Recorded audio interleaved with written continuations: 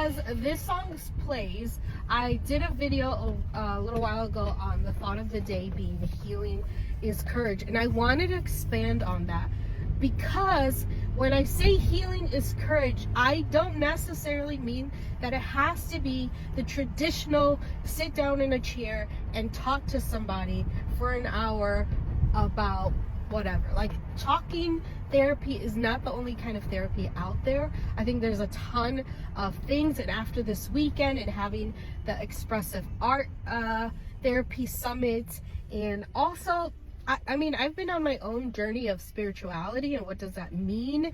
Because I've had this conversation with my husband. Like, the Catholic religion kind of, I don't want to offend anyone, but it kind of creeps me out because there's a lot of historical things of harm. And so, and then colonization, like they use Christianity, and they're still using it, to colonize people, to assimilate people, to hurt people, and tell people that they're not good, or they're not kind, or they're not godlike because of that. And so I've been on my own spirituality journey, combination with the expressive therapy summit. I wanted to expand on that. If you are healing, it does not have to look like the traditional talking therapy. It does not have to be you going every single week, twice a week, to therapy to talk about things that are happening. It could be things in your past that you need to address. It could be things in your past that your brain is not ready to reveal itself because it is too much. It's too much trauma. It's too much shock. And so you need a different way of doing it. It could be through dance. It could be through your coping strategies. It could be through community and through friends. And I always say, like, combine your self-care strategies.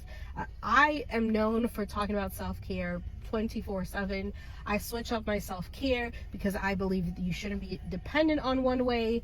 I do a combination of things, of art, of creative, of reading, of exercise, because sometimes I need the physical movement and physically taking energy out, and sometimes I just need to sit there and my mind needs to be wandering, which sometimes TV doesn't do, and so I read a book. And so combination of things is always my advice. Non-traditional ways are always my advice, because sometimes you got to take yourself out of your comfort zone, out of your routine, to address some of that healing and trauma that you might have.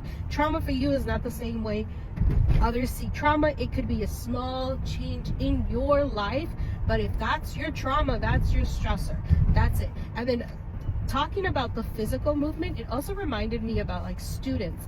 We are so often validating students that need more of that internal sensory thing. Like, it's too loud and you put headphones, it's too much and so you find a space. But we don't always do that with our, like, sensory seeking, bigger motor things, like the screaming and the hitting their own bodies. Sometimes it's not self-harm, it's needing more pressure on you, just in a different way.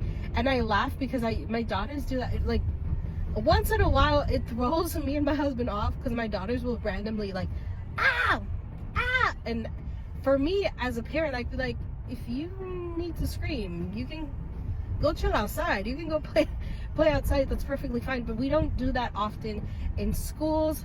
Just a random thought, because I always go back to thinking about schools. I always think about, like, connecting everything as a therapist, as a social worker, as a school social worker, for our students. Like, healing doesn't have to look one way, and that is okay. Everyone needs different things for their healing.